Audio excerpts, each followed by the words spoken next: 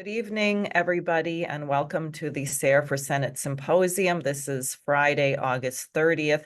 Just to be clear, this particular symposium is being pre-recorded on Thursday. So if there's any major breaking developments, that's why they may not be mentioned at the moment.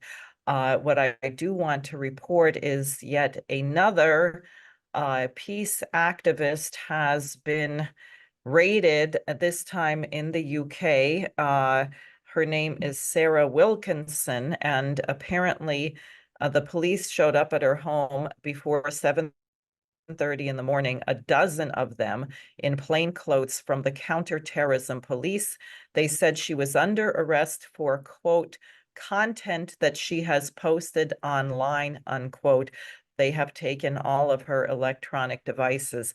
So this is just the most recent after Richard Medhurst, the Syrian British journalist who was detained for 24 hours at Heathrow Airport, had all of his devices searched, was kept 24 hours in a cold cell that smelled of urine.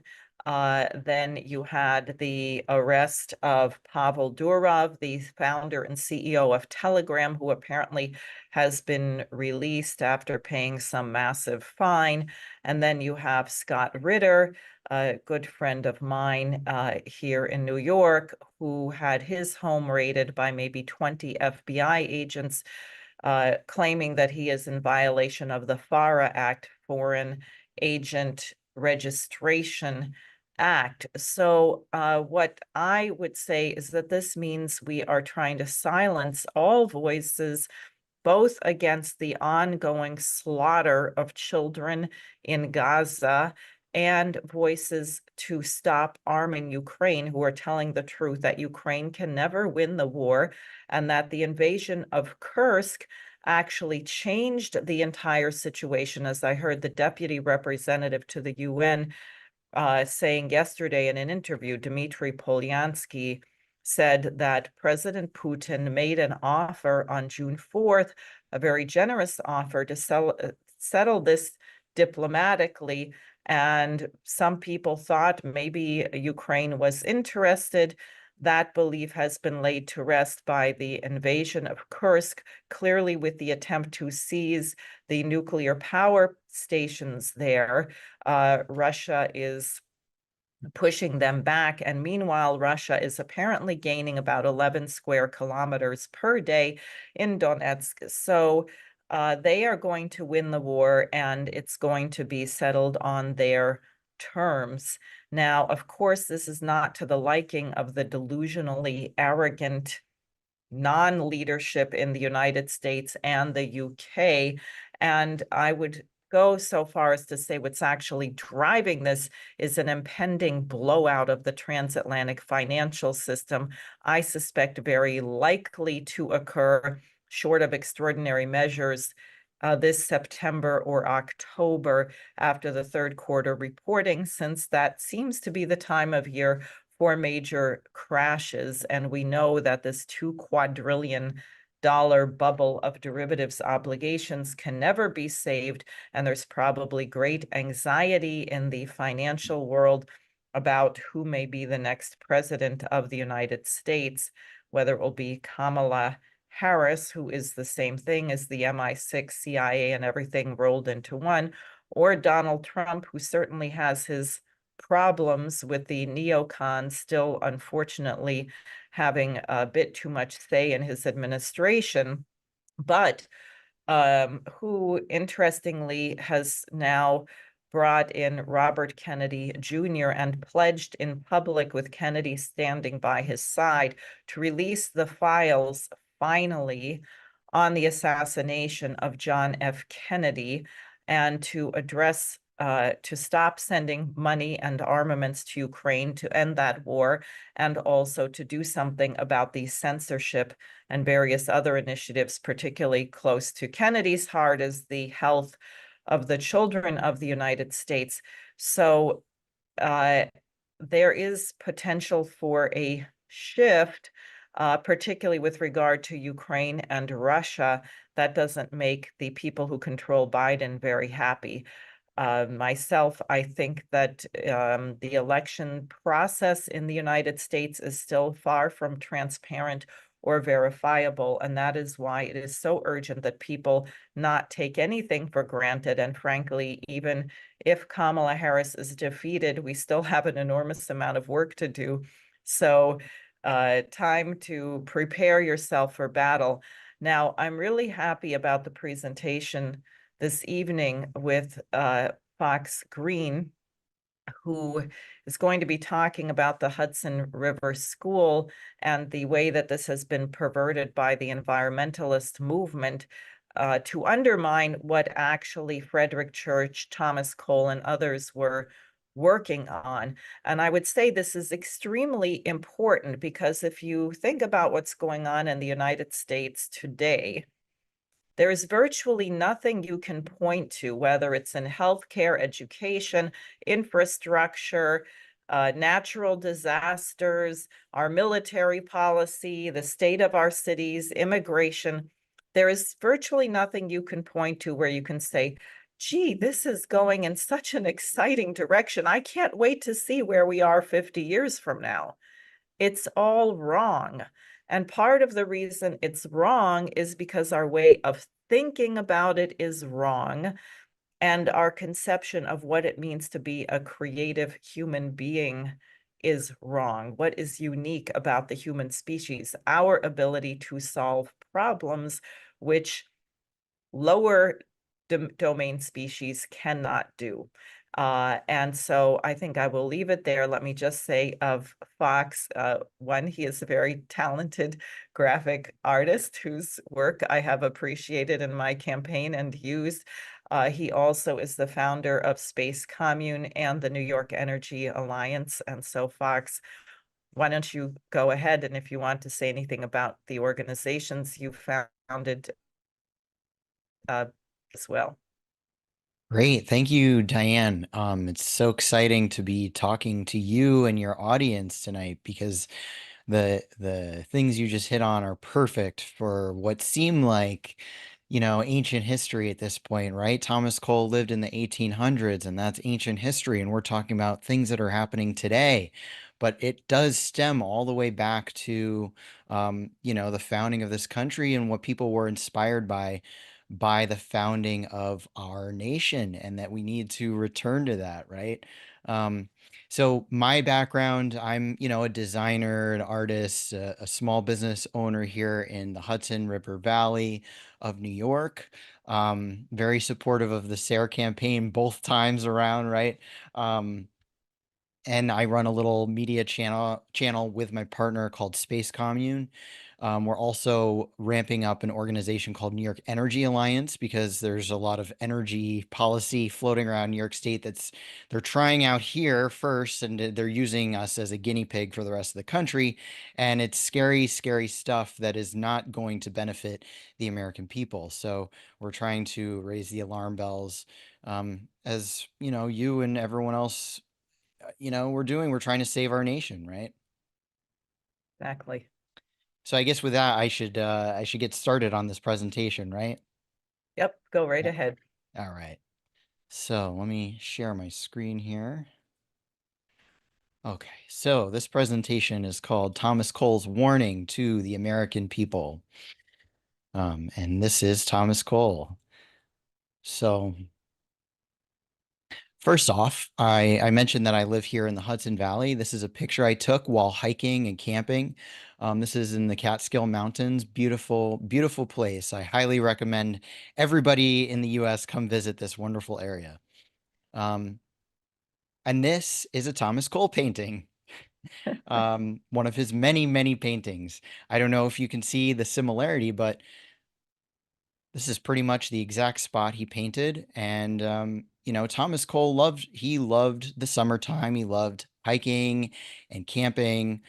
He loved the Hudson River Valley.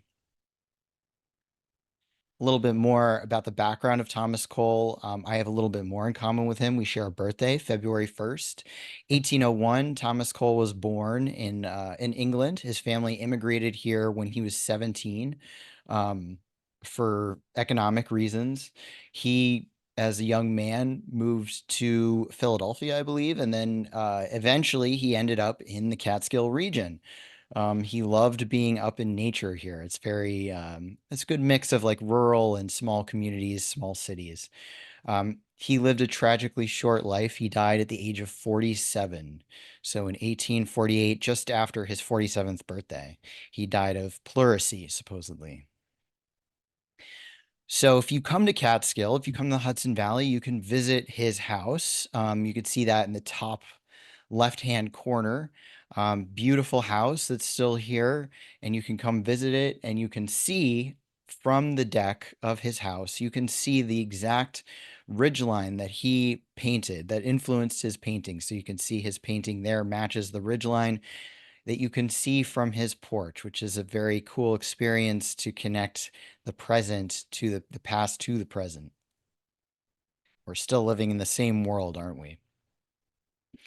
Mhm. So if you go into the Thomas Cole house, you'll see his bookshelf, and there are a few books that stand out to me personally. I'd say Cosmos, a sketch of physical description of the universe by Alexander von Humboldt, is a big one. And then, of course, Friedrich Schiller. Thomas Cole is a big fan of Friedrich Schiller, which we will see further in this presentation. And then if you go just down the road from his estate, this is where he's buried. You can see Thomas Cole with his wife and children and his extended family, with some names that, you know, of people who still live in the area today. So very much a Catskills Hudson Valley man, laid to rest right here in the Hudson Valley. So if you continue your tour of his estate, you'll get to his the barn where his studio is, and you'll start encountering some of the modern framing of Thomas Cole. And there are some cards here, some take action cards. So the Thomas Cole Historic Site is not it's a private entity. It's not a state entity, though I do believe it gets funding from the state. And there's these little take action cards. So I'm just going to walk us through just a few of these to get an idea of what the legacy of Thomas Cole, the people who are supposed to be preserving his legacy, what they are promoting, what kind of action they're inspiring people to take. So they say connect with conservation organizations. Um, and to just list a few here, we've got Scenic Hudson listed, promoted on the back, and an organization called Riverkeeper. Now, just if you don't know anything about these organizations, they're very tied to the beginnings, the very founding of the environmental movement here in New York State and the rest of the country. Most famously and recently, Riverkeeper, in particular, along with Scenic Hudson and a coalition of other organizations, were responsible for shutting down Indian Point nuclear power plant, which, according to this headline, and most people would agree with this, is that it was a major tragedy for New York State. It provided a quarter of New York City's energy, and it was clean burning. It was a wonderful facility, provided jobs, wonderful economic opportunity for the people of the place where the plant exists. It's exiting my mind right now. The town where Indian Point was. Buchanan. Buchanan, thank you. Diane was there, so she remembers. But yeah, this plant was tragically shut down early. And no, I'm waiting for somebody to bring this up to RFK, who is now running, because this was the capstone of his career at Riverkeeper. He ran Riverkeeper, and he is responsible for, in large, for shutting down this plant, as well as the ban on fracking in New York State. So that's a major concern for myself with the RFK wing of whatever he's representing right now, is the shutdown of our industries. Another card that we see for take action at the Thomas Cole National Historic Site is to support environmental and art education for students. And this sounds pretty agreeable on the surface. And I would agree, yes, art education, especially, I think is very, very important, vital. Um, and so one of the organizations that's listed on the back here is an organization called the Clearwater, which was founded by Pete Seeger, which, by the way, did also help shut down Indian Point. But another thing I'd like to point out is that Pete Seeger, although, he's an artist that many Americans resonate with, they think he was, a guy who championed the working class people. There is sort of a dark backside to what Pete Seeger was doing. Pete Seeger was an avowed Malthusian. In an interview with the New Republic magazine in 2014, released, I think it was released after the interview, much later, but the interviewer asks him, "So what's your response as an activist? What can you do about population growth?" And Seeger says that some things are so big, like this population program problem, that the best way to tackle them is in small ways. I can sing a song about overpopulation and maybe touch one or two people at a time with it. I just have a song to write that song and make it go down easy. That's the key. I'd have to write a funny little song that sneaks in the message, go in through the back door. And so, indeed, Pete Seeger wrote a song called "We'll All Be a Dublin," and he was a big supporter of Paul Ehrlich's population control organization, Zero Population Growth. A lot of people don't like to acknowledge this side of a beloved folk singer, but unfortunately, it's there. And this is what art has been used for in the past, you know, century or so. That art is being used to seed messages in through the back door and kind of inculcate us into these ideas, right? Seed these ideas that maybe there's too many people, that human beings are a virus on the planet. So we really we have to keep digging. And so at the Thomas Cole site, they have a sort of a writing prompt, and they've asked people visiting the site, what are the signs that American civilization is either in decline or on its way to new heights? And so some of the responses that were at the Thomas Cole House were very interesting. A lot of people are saying it's declining, it's getting worse. Yeah, clearly, the one on the left is a child wrote this. She says, for you, whom thinks it's better, it's not. For why do you think that? America has hatred. Save it. And these are very sad things to be hearing from people, right? They talk about climate change, smartphones, fear, division, loss of respect. Um, Smartphones is a problem. I'll go along with that one. what's that? Cell The phones? smartphones, the smartphones, they're very destructive. They can be, right? They can be, and I think this is true about all technology, is that it can be used for great evil or it can be used for greater good, right? Nuclear energy is Right. the perfect example of that, right? Because we have nuclear energy, which is miraculous on all accounts. And then we have nuclear bombs, which is the one of the greatest evils we've ever encountered. So it's not that technology is evil or good, it's how we use it, right? Right. So, just it's kind of sad, right, to see but why do people feel this way, right? Let's take a look at how Thomas Cole and his work is framed to the American people today. So, a quote from the executive director at the Thomas Cole House says that he was one of the first Americans to express environmentalist views at a time when people thought natural resources were endless. And in his lectures and essays and with his paintings, he implored people to take better care of what we had and to have more appreciation for it. The way that he is framed by current experts in the field of history and art. This is how they frame Thomas Cole. They say that he was a landscape painter known as the father of the Hudson River School, which is true. Yet his ideas were very different from his followers, who celebrated manifest destiny. Hints of this emerge in his series called The Course of Empire, in which civilization emerges from wilderness into a pastoral community and then a city of gleaming white columns, only to fall into chaos.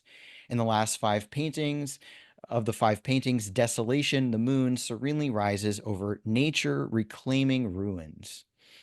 Um, then she goes on to say the series reflected Cole's anxiety over the 19th century American progress at a time when ecological destruction for development was unchecked by and Andrew Jackson's administration pushed westward expansion by forcibly removing indigenous people and approving slavery in the territories. Now, there's some truth in here, right? That Andrew Jackson was doing a lot of damage to the country, but Well, he was a no, British agent, so he definitely did. I mean, it's yeah, terrible. He got rid of the Second National Bank and, and drove the Cherokee Nation. I mean, to genocide. He genocided them when they were being actually integrated and educated in schools, for which the Hamilton College was created. And yeah, so it was extremely destructive. it was absolutely. And there is a lot of truth in what this person's saying, but there's also some things that are slipped in here is that the course of empire is about ecological destruction, and we'll explore that a little bit further in a moment. Wait, can you read that quote The from quote, Cole? Because it's actually very beautiful. Yeah, I think sure. uh Yeah. So this quote will come up later in the presentation, just so you know. Um, okay. so Okay, so it is a good quote, right? So we'll read it. Cole lamented, "It appears to me that the moral principle of the nation is much lower than formerly. The hope of the wise and the good will have perished, and scenes of tyranny and wrong, blood and oppression, such as have been acted since the world was created, will be again performed as long as man lasts." I So suspect. Yeah, go ahead. So the implication here is that man is he's just doomed, right? He's always going to fall into this cycle of destruction and chaos, and he'll always grow past his population point and destruction will ensue, right? And this is sort of the theme that we get now, Thomas Cole's work taken in modern context, not just by art historians who are kind of left leaning and care about, environmentalism and, of course, civil rights, things like that. But also, we see his work being used by more of a white nationalist perspective, where we see this meme his work is interspliced in this meme that is shared constantly on social media, especially by the now the richest man in the world and the man who is running Twitter, or now called X, is this meme where we have a cycle where hard times create strong men create good times create weak men, and weak men create hard times. Now, here's Cole's work interspliced with video game art using a meme from a book that just came out within the last 10 years called Those Who Remain, a post apocalyptic novel. Um, and then at the very bottom, I hate to give this any airtime, but we have to acknowledge the fact that Cole's work is used to promote ideas of, white nationalism and just terrible ideas and saying, you know what, this is what happens when fill in the blank, whatever your bugaboo is. Okay, that's the problem. And that's why that's why civilization falls apart. And this is what all the hucksters like to do is they graft on their own meaning onto Thomas Cole's work because it is moving and it is potent. Right. Um, but it's being used. And they don't want you to know the actual meaning. They don't want you to know the actual meaning, which I promise we'll get to, and you'll see how beautiful it is and why they have to cover it up. But speaking of covering it up, how about covering it in Ugh. bullets? So this is the Thomas Cole historic site, the one that represents Thomas Cole now to the public, putting up artwork by people who recreate it and then destroy it. This is an artist called Valerie Haggerty, artist in quotes. Um, the blurb on this painting says, "From a distance, Haggerty's painting looks like it was shot with a spray of bullets. On closer inspection, the real perpetrator is a fake downy woodpecker clinging to the frame. A painting itself based on a Hudson River schoolwork by Thomas Cole. The original resides in the Brooklyn Museum. Her work belongs to a larger dialogue where she maintains um, she she dialogues with art of the 19th century. She says, man has depleted the bird's forest habitat for his own desires. The bird's attack on the painting is thus an attack against man in defense of his home.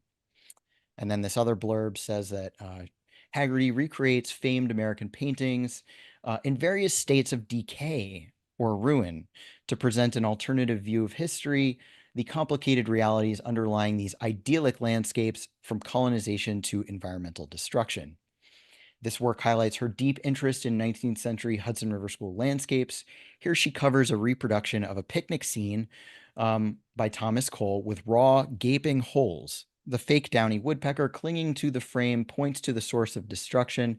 Haggerty's bold imagery literally interrupts the peaceful landscape, inserting a powerful statement on the tension between humankind, nature, and the environment. So tension, right? There's tension between mankind and nature. There's no harmony. This is all tension, destruction, and chaos, right?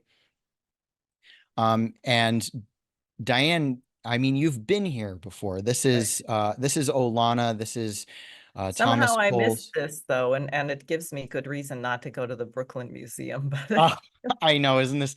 This is just horrible. So this is in Olana, the estate of Frederick Church, who was the only student of Thomas Cole. Gorgeous estate, beautiful landscaping. Please come visit if you're ever in this part of the state. Um, so somebody wrote up this installation and said some pieces are laugh out loud funny, more so when placed in deadpan in these carefully maintained 19th century settings. Valerie Haggerty's realistic sculptures of woodpeckers destroying a coal painting in reproduction, although with similarly distressed desk and chair, are infinitely funnier in Olana than could be elsewhere. So who's in charge of this? They're making a total mockery of the Hudson River School. And we have to ask ourselves, why are they doing this? Why are they making them, these people who supposedly appreciate this art are making a total mockery of it? And here's another painting that she's more famous for, which she is now on, her paintings are displayed alongside the original.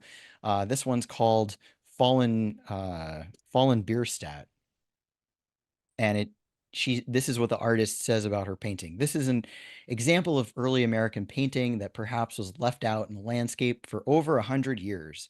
Nature was rearranging the painting to be a more accurate reflection of what's going on now. As an artist, I was simulating these acts of entropy. Or maybe the painting went over the falls in the picture and landed there and was left to decay.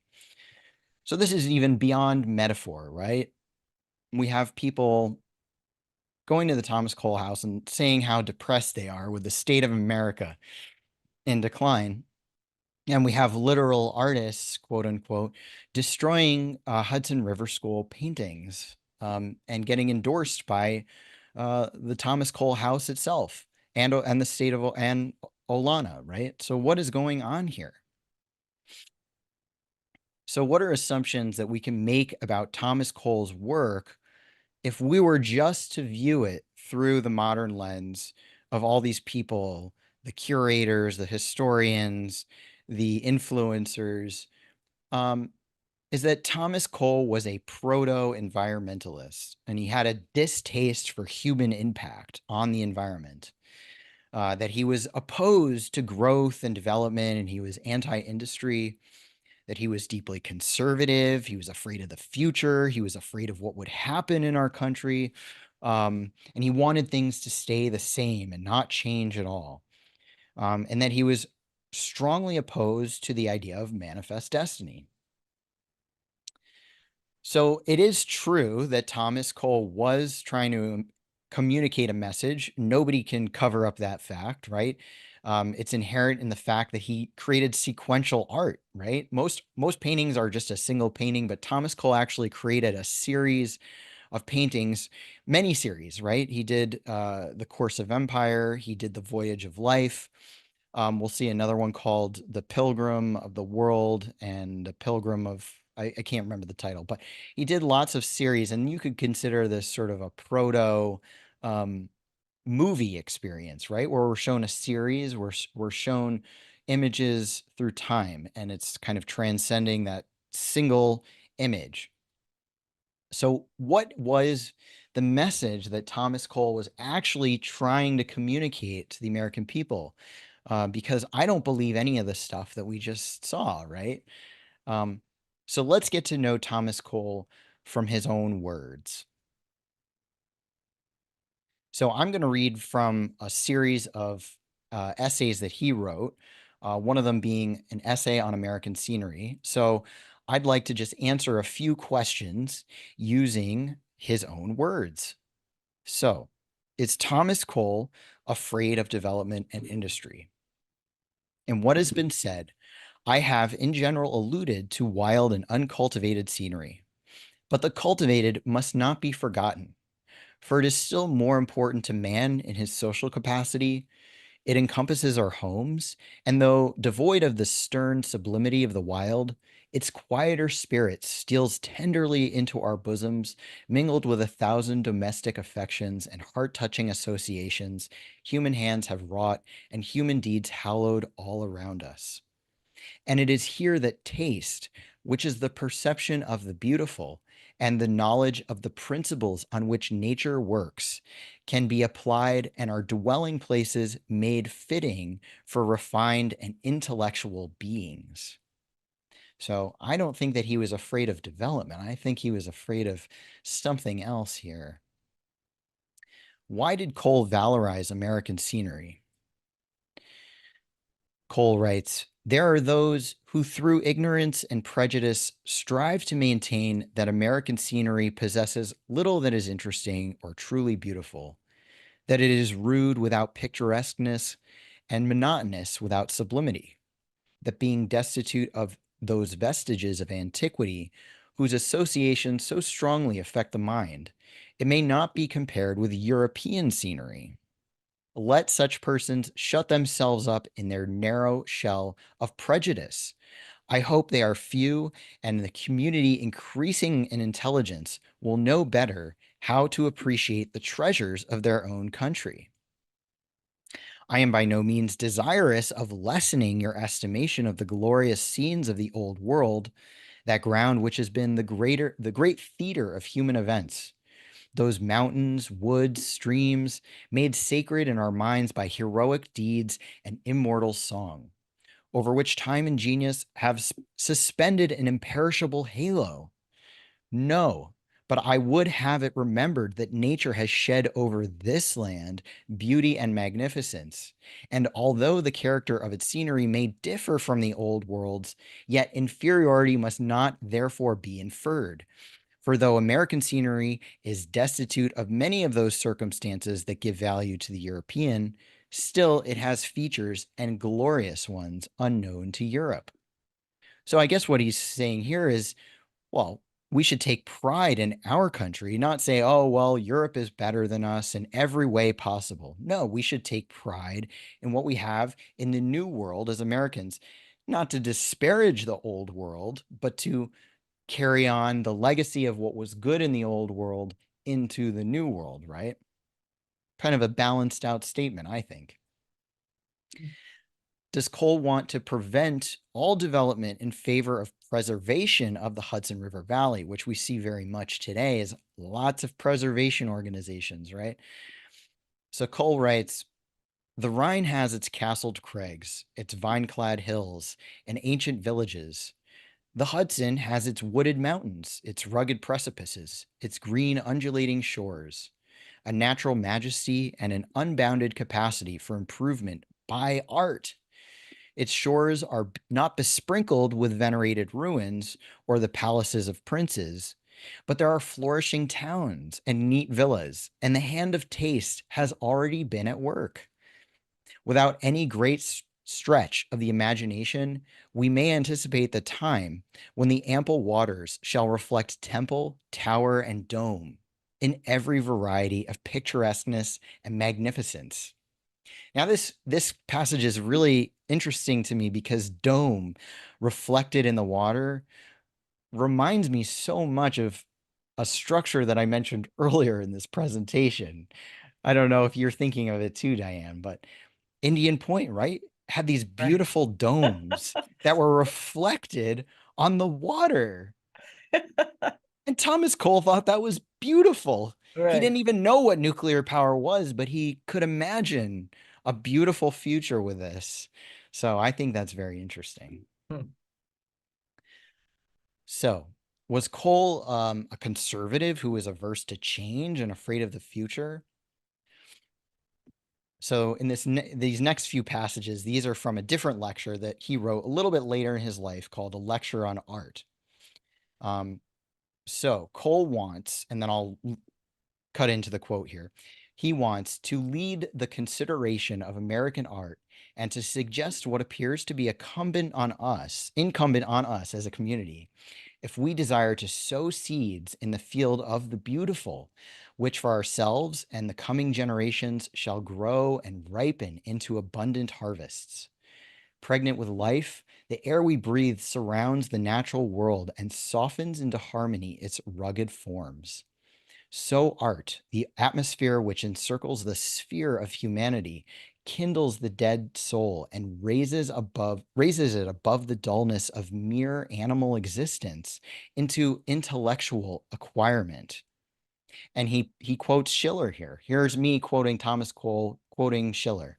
He says, "For through the morning gate of beauty goes the pathway to the land of knowledge." So clearly, Cole is very influenced by Schiller and the idea of the beautiful, and he's not afraid of the future. He is concerned that the future will not have these things, that he wants to sow the seeds of the beautiful into the future, and he sees art as a way of doing that. And that's why it is frightful that his beautiful artwork has bullet holes in it now, right? Woodpecker holes in it. And it's very ugly, very Right. the definition of hideous, right? And destroyed. Um, was Cole's warning about environmental damage, or was he warning us about something else? Cole writes, "Evil times have fallen upon art. Confounded with evil things, she has been struck down by men forgetful that art is the servant, not the master, serving with good or evil, just like technology, right? As may be demanded of her. Feeble and sickly, she has lingered until our day, and it is only of late that Protestant nations have discovered that society is a great loser by degrading the services of such a handmaiden." One of the Protestant nations, I was just thinking of that quote, because they had all this very Puritan, right? The Puritans and the Quakers, which is my heritage, said everything has to be plain. You can't Mm. have beauty. And of course, Benjamin West, the great American painter, was a Quaker, and he was not allowed to paint. And as a child, I read about him quite a bit, and he used to cut his cat's fur to make paintbrushes Oh, wow. because no one in his family, he was hiding all of his artwork. So this whole Protestant Puritan idea that beauty corrupts as opposed to inspires people, or Schiller's idea, but I won't go on more, but this just really struck me. Well, it's an interesting tension, I think, is that on one hand you get and frivolity for the sake of it, right? Is just, Mhm. and we'll talk about this later in the presentation. Cole keeps bringing up this idea of taste and juxtaposes it against utilitarianism or just pure pleasure. And I think that's a really important idea to hone in on. But let's circle back to that Good. in a little bit. So we should talk about Thomas Cole's most important work, which is Course of Empire, which he created over the course of a few years, 1833 to 36. This was commissioned for one of his patrons, Lumen Reed.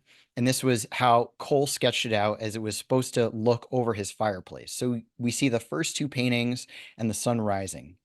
We see the middle painting and the sun is at midday, and then we see the last two paintings and the sun is setting. And I think this is important to understand the context in which this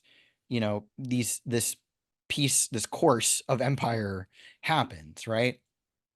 So the first two paintings, we get Savage State and Arcadian State, and they actually look very similar. It's almost hard to tell the difference. The first one is hunter-gatherer society. We just start to see the beginnings of what Thomas Cole calls the useful arts, things like, making technology, right? Like hunting technology or shipping or whatever, ships, bows and arrows, things like that. We see a little bit of fire rising from a campground, maybe the beginnings of a spirituality. And then in Arcadian State, that starts to evolve, right? We get a temple where the flames are rising. We get more commerce. We get agriculture. We have a woman walking across the foreground with holding some sewing supplies. We have a man in the bottom. I encourage people to study these paintings. There's so much detail in them. In the bottom left, we see an older gentleman drawing geometry shapes in the sand. We have a little boy playing. So we see all these things rising up, right? Society is sort of evolving into something greater, right? Um, and this is all the sun rising, the morning. And then we have the current moment, right? This is midday. This is now. And Thomas Cole has a description of all these paintings, which you should read. You can find it. I'll tell you about that later. You can find it on my website, or Wikipedia also has these excerpts of Thomas Cole describing all these paintings. But the most important part of this painting is the very end of the description, where he says the architecture, the ornamental embellishments show that wealth, power, knowledge, and taste have worked together and accomplished the highest meed of human achievement and empire. As the triumphal feat would indicate, man has conquered man, nations have been subjugated. So I think what's important to recognize when we're reading Thomas Cole's work is that he is a big proponent of taste. So what he's saying here is not everything here is bad. A lot of good things had to happen to get us to this point, but there's a crux, right? And at a certain point, everything starts to unwind. This is the crux of the painting. And what is it that he is talking about here that is going to undo all the good things that led up to this moment? And I think what's really important to focus on in his own words is that man has conquered man. Nations have been subjugated. So what happens? And that's Thomas Cole's own words, right? It has nothing to do with nature. It has nothing to do with race or nationalistic or, ethno-nationalistic, I should say, qualities. He's talking about man conquering man. Now, what does this lead to? Actually, before we get to the rest of the painting, let's take a little interlude here. And this is what Thomas Cole wrote in his journal while he was painting the course of empire. And we can start to see what his anxieties might have been while painting the course of empire. So he writes, I have of late felt a presentiment that the institutions of the United States will ere long undergo a change, and that there will be a separation of the states.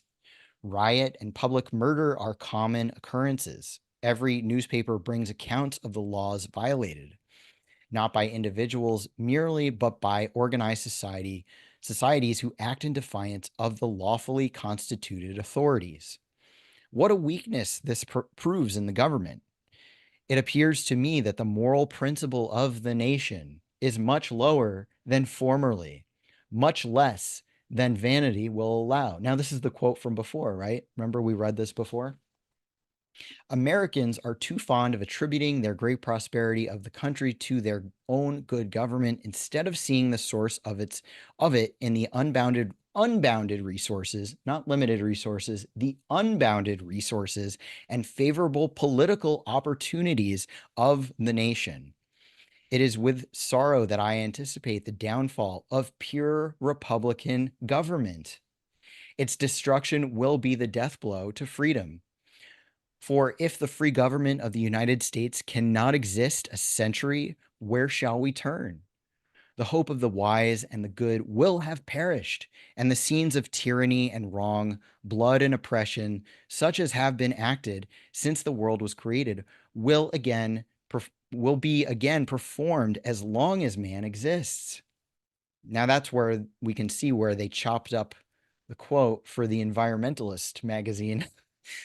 There is no perfectibility in this world. Evil seems necessary for the production of good, and good is like a stream flowing swiftly towards a precipice and dashes down. The tumultuous waters below are the same as those above, but those above in the smooth stream are pure, those below are turbid. So he's getting kind of like doomery here, right? He's kind of getting depressed, but he says, "May my fears be foolish. A few years will tell." So Thomas Mm. Cole was very aware of how, our nation was teetering on the edge of being consumed by the empire that it was trying to break out of the cycle of, right? He's writing this in the course of, while painting the course of empire, and he's worried about our pure republican government. It'll be a death blow to freedom. Um, And then this painting that's here on the side here, this is Frederick Edwin Church's 1861. So this is when the Civil War started. It's called Our Banner in the Sky. Church and all of Thomas Cole's, avowed followers were very much on the side of the Union. Cole died obviously before the Civil War kicked off, but I mean, he saw it coming, right? And he was trying to warn us. He was trying to warn people about the destruction of our nation. And you know, this is the end, of course, of empire, right? After the consummation of all these good things that built up the empire, because an empire can't get built up off of just pure evil. A lot of good has to help build up a society. But if it has these seeds of its own destruction, which are man conquering man, conquest, and subjugation of nations, then this is where we'll end up. And this is where we're headed, right?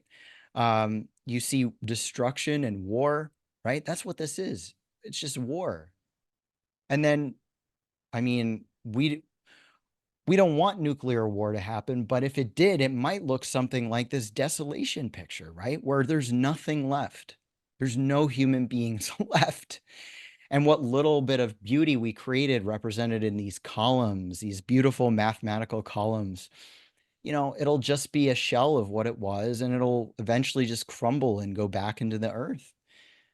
And I think it's important that he showed what little was good of here still remained even after we left, and this is what we can leave to future generations, is this goodness. But if there's no future generations here, then they won't be here to enjoy it, right? And they won't be here to carry on um, society and all the good discoveries, the good artistic beautiful discoveries that we've made. So that's the course of Right. empire. And I kills me every time I see people misuse this amazing painting set of paintings in the wrong way, which happens a lot. But now everybody who's watched this will know the real meaning behind it.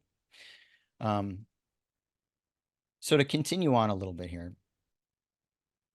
So a few more questions. So what was Cole imploring us American citizens to do? Cole writes, and in so later times when art nurtured in the arms of freedom, when art was nurtured in the arms of freedom, in Italian republics, she grew to gigantic stature. A Cimabue, a Giotto, a Donatello preceded a Michelangelo and a Raphael, and a magnificent Lorenzo de' Medici, like Pericles, moved amidst a constellation of contemporary artists, and like as of him, policy as well as taste demanded patronage. Have we not good reason to rejoice in the thought that free institutions furnish a generous soil for the growth of the fine arts, and let it kindle within us that desire which shall be the earnest of accomplishment? but not by the mere imitation of what has been before, nor by the subservient copying of art in her ancient forms can the era of art be attained by us, but by working under the great principles which governed Greek and Italian art, and as new requirements, new moral and religious aspects in society present themselves, apply those principles. The orb of art as it revolves will take new phases and reflect forms before unknown. Cole wasn't afraid of like new developments in art, was he? But he says we have to take what was learned from the past and bring it forward. For as nature and society are ever changing in mutation, so art, changing but never lost, may shine in this land in exceeding beauty. And what shall prevent? The ages have bequeathed to us their inestimable treasure and deep aesthetic lessons. Knowledge flows in. Science facilitates and makes us acquainted with the material of art, and it requires no prophetic spirit to predict a day that of art brighter than man has ever yet seen. Let us endeavor then to lift up the prostrate standard of art and make a stand against this headlong utilitarianism which prevails. Let us try to convince our fellow citizens that the pursuit of the beautiful is as essential to our well being as that of gain. Gold can purchase food, raiment, property, but taste is that gentle and refined spirit which bestows on life its serenest pleasures and most exquisite delights. Without art, man would scarce be human. With it, he rises above the brute and takes a diviner nature. So, I mean, Cole is warning us that we have to keep the standards of art very high, right? That we can't just say, you know what, whatever you paint, paint whatever you feel in your soul, and we'll put it up on a wall because it makes you feel things inside, right? It makes you feel sad or happy or this or that. Prostrate, the standards of art have fallen prostrate, I would say. Um, and so to just continue on a little bit more with Cole's thoughts on truth and beauty, and clearly his influence from Schiller. He starts off in his diary, in his journal. He says, with a Schiller quote that says, "What now as beauty dost thou know shall one day come to thee as truth." So, what does this mean? That the true and the beautiful are in nature and art are one and inseparable. I have long been convinced that truth is the fixed and unchangeable standard of taste that works of art, however they may tickle the fancy and amuse the eye of the multitude at the time, unless founded and built upon truth, will pass away like the breeze that for a moment ruffles the surface of the lake, though founded on truth, are permanent and reflect the world in perfect beauty. I would say the imitation of art should be the imitation of the perfect as far as can be in nature, and that the carrying out of principles suggested by nature. Art is, in fact, man's lowly imitation of the creative power of the Almighty. There are different kinds of beauty as well as different degrees.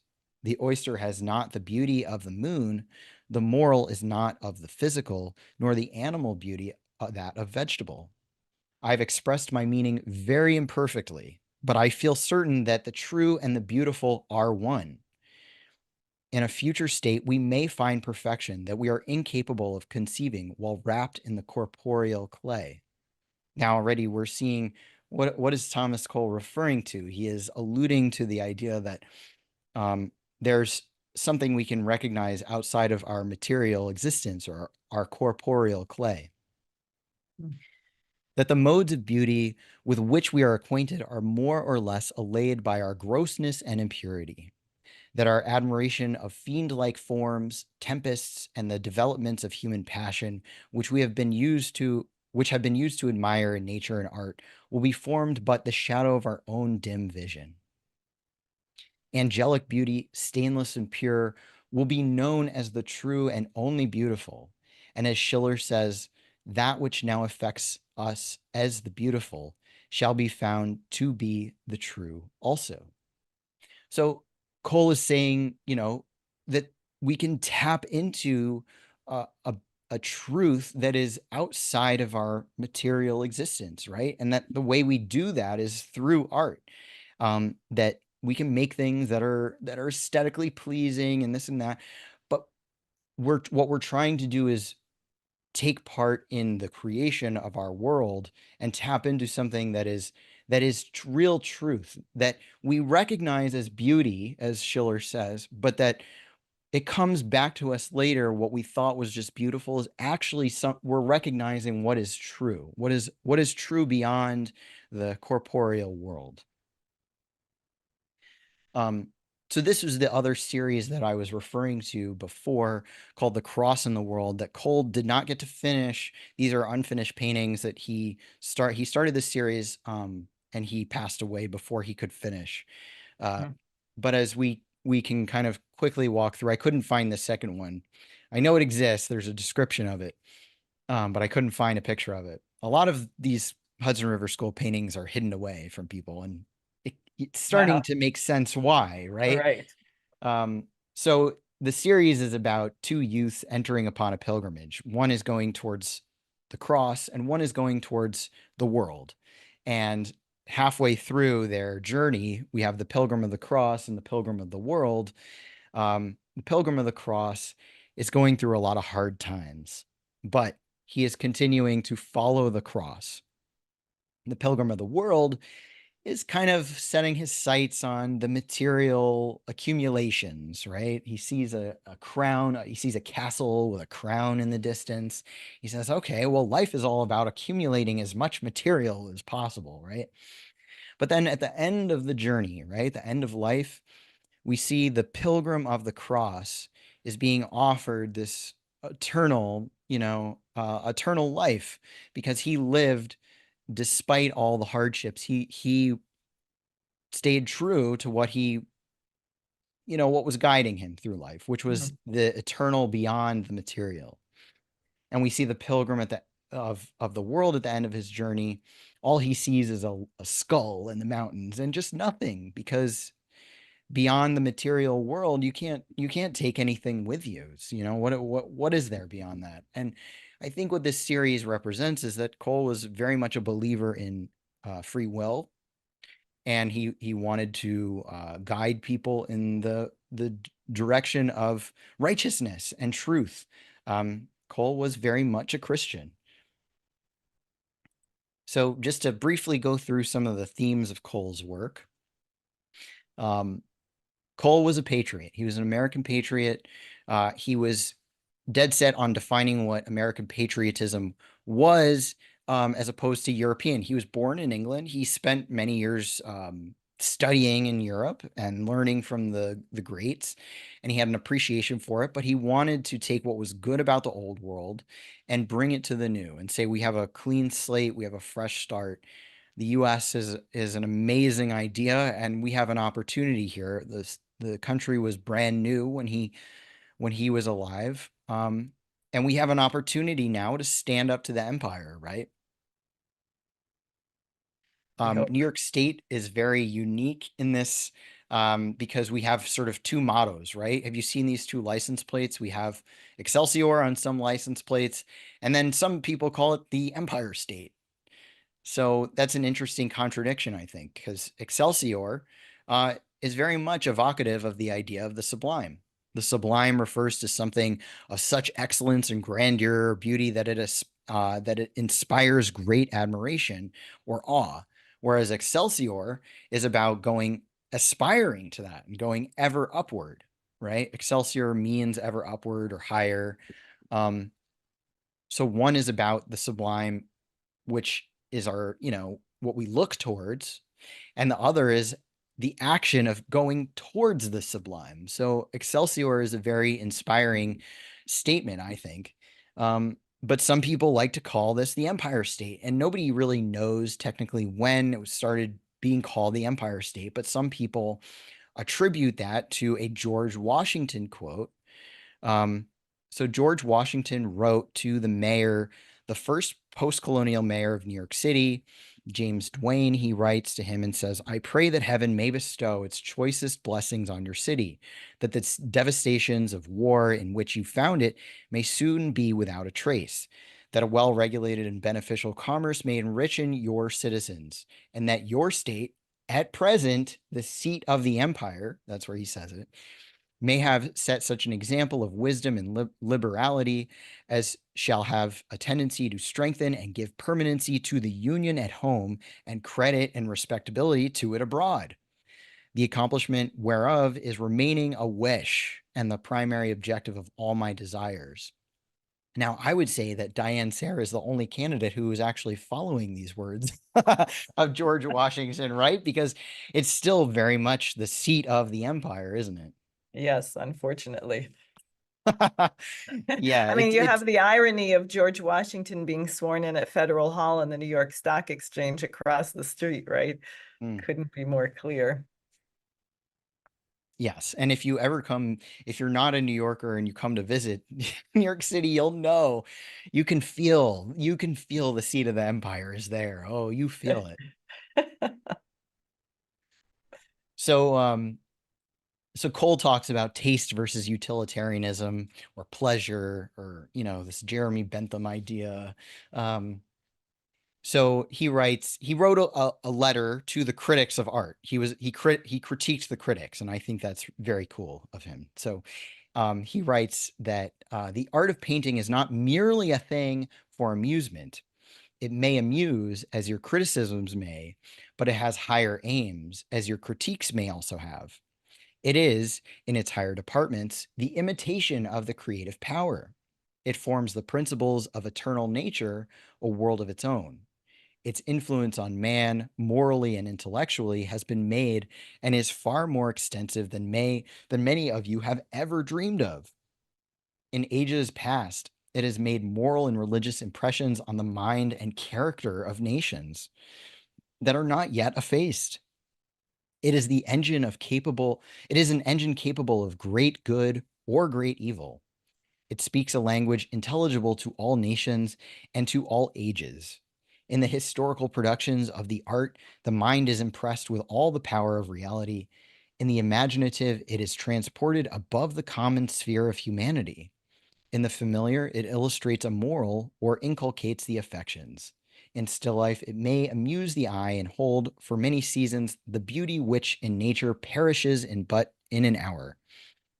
It is capable of imparting knowledge and awakening the soul to refining influences of beauty and sublimity, such being the exalted character of the art of painting. We ought to approach it with the reverence and criticize it with that knowledge, which is the result of patient study and with conscientious desire for the advancement of true taste, which is it's ironic that I found this document in the Cole House. It's like the people who curate the museums and stuff, they don't even read this stuff. They don't even listen to what Thomas Cole had to say because he's criticizing them from beyond the grave. Right. And so, of course, a huge theme in Cole's work is that art separates man from animal. Um, this is again a quote from that letter to the critics where he says, many pictures have little merit besides that of gratifying the eye, mere dexterous imitation, but a good thought, a beautiful sentiment, even though feebly expressed, is far more worth than the most skillful display of execution without meaning. And the works which possess the highest value are those in which human genius manifests its great powers, those creations of masterminds which, while they please by being true imitations of the beautiful of the external nature, are the vehicles of noble sentiment and poetical thought. And of course, to remind you of the quote before, without art, man would scarce be human. With it, he rises above the brute and takes a diviner nature. So what he's saying is that it's not just about art being beautiful for, oh, it looks pretty and it's executed well. That's important.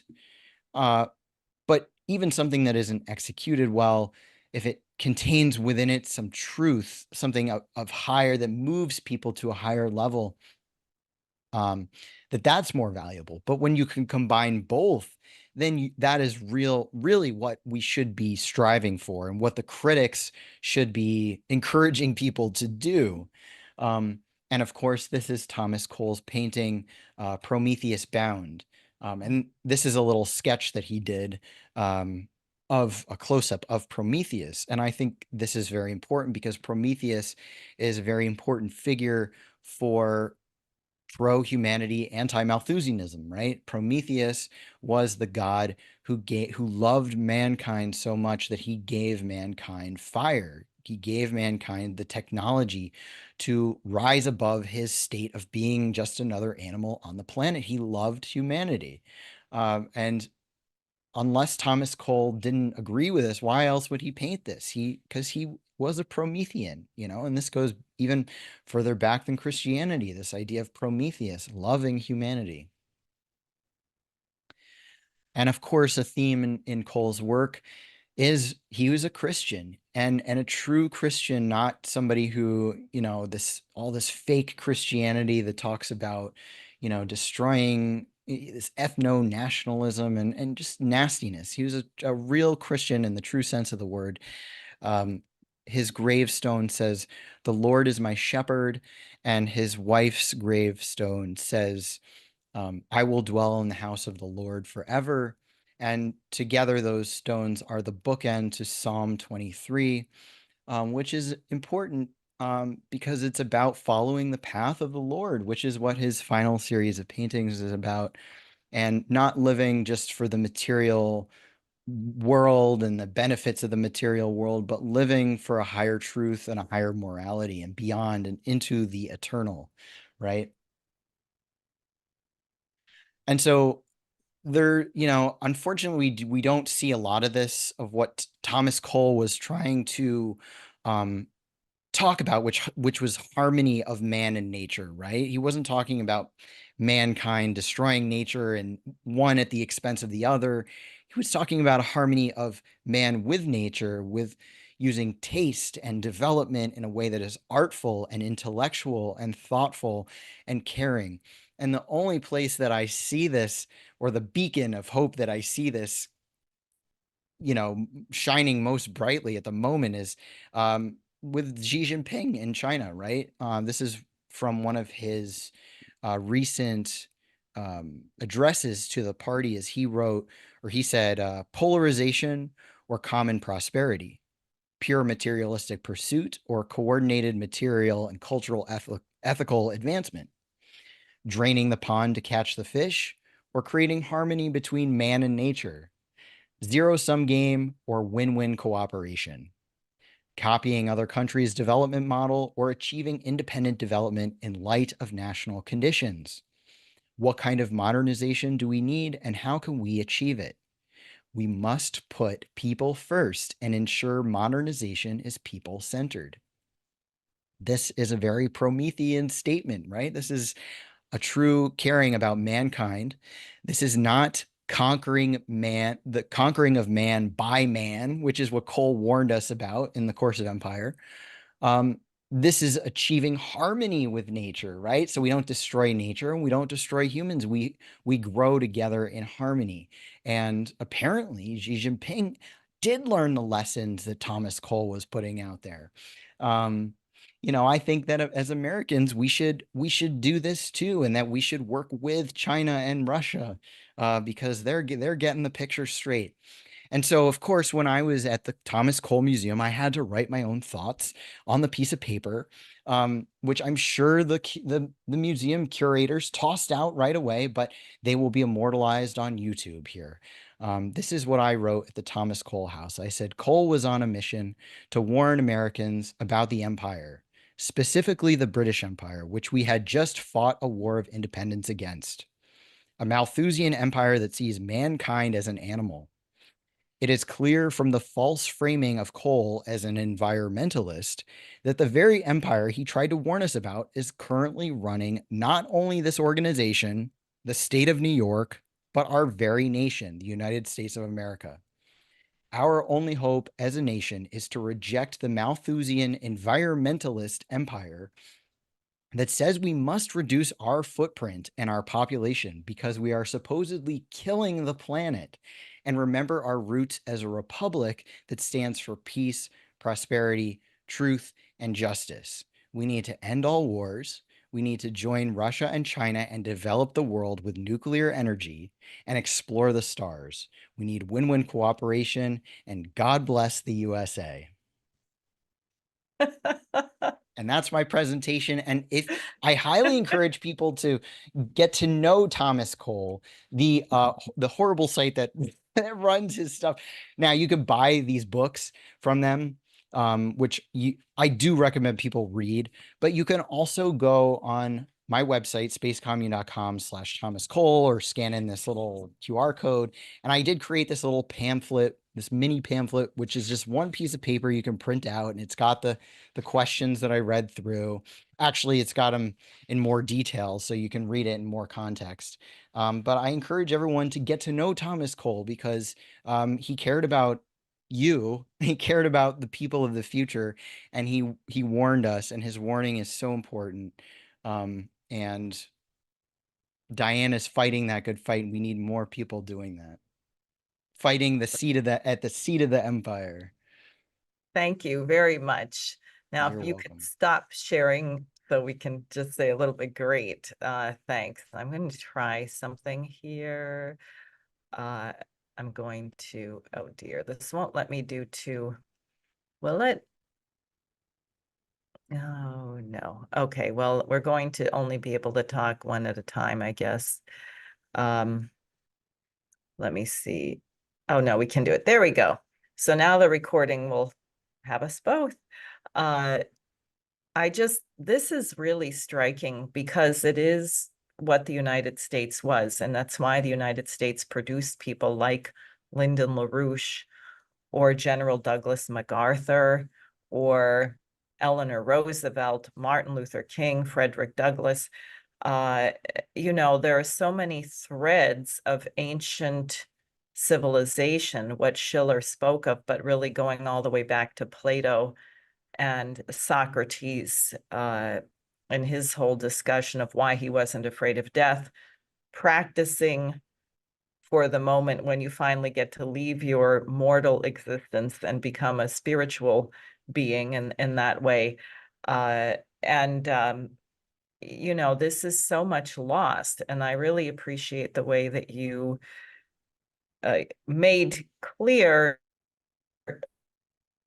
what an operation it is, that people are very confused about what Thomas Cole was saying. And I would also say the United States was, because there are many people rightly anguished, enraged about the genocide occurring in Palestine right now. Absolutely right. It's hideous.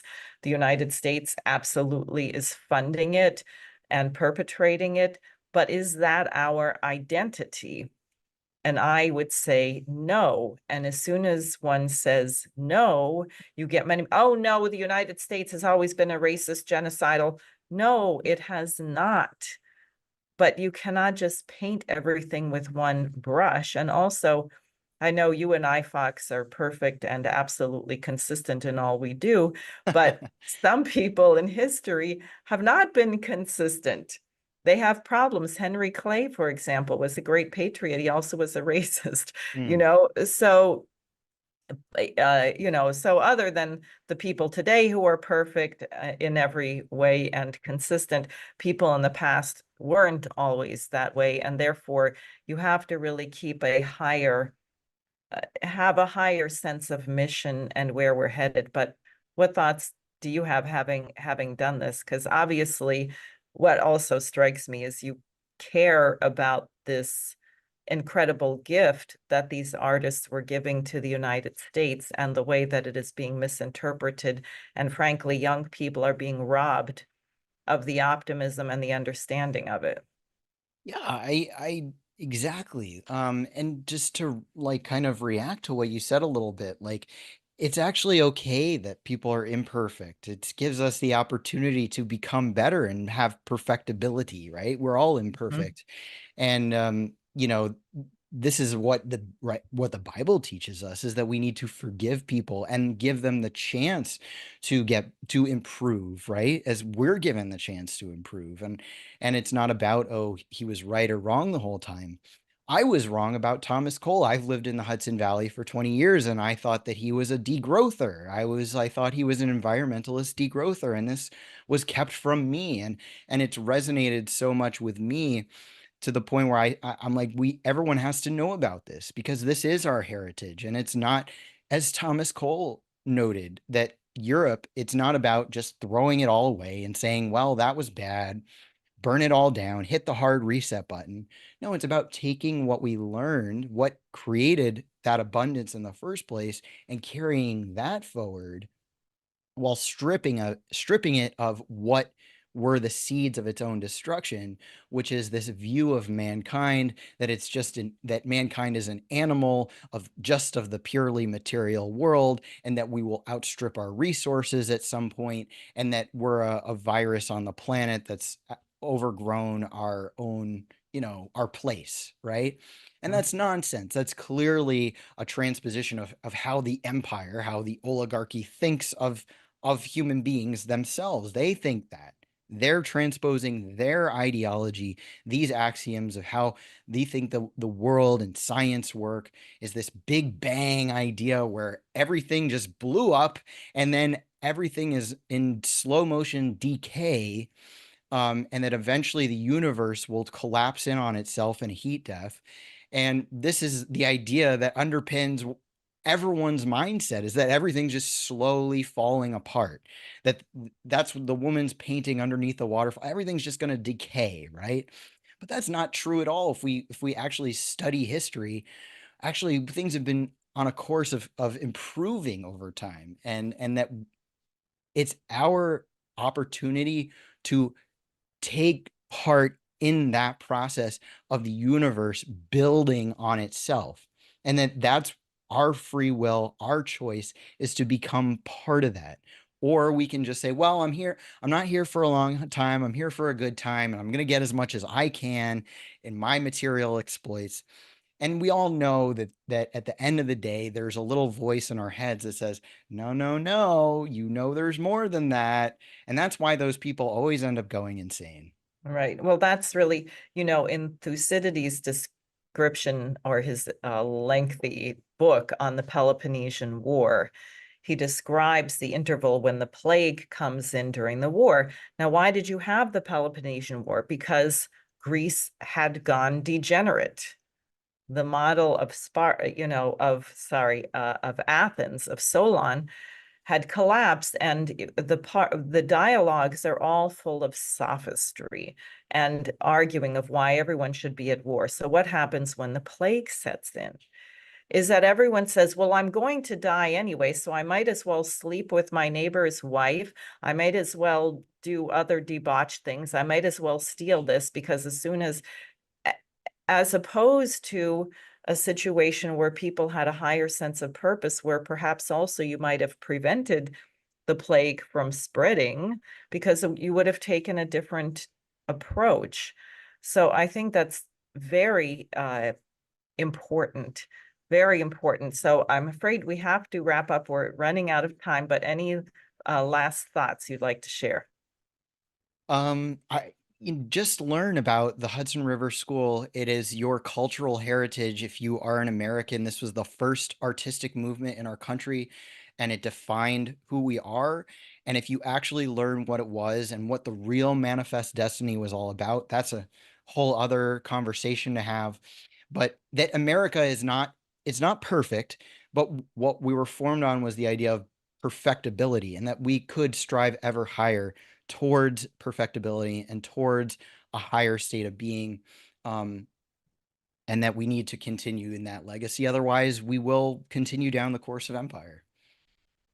Great. Well, thank you very much. I would just like to say that we are closing in on the last 2 months plus a week or so of the campaign. And the campaign needs resources. Basically, everything that I am able to print, distribute, We need to arm our supporters to break through the censorship, and the best way to do that is in the physical domain of lawn signs, billboards, printed literature. So please donate and please sign up to volunteer to help with this.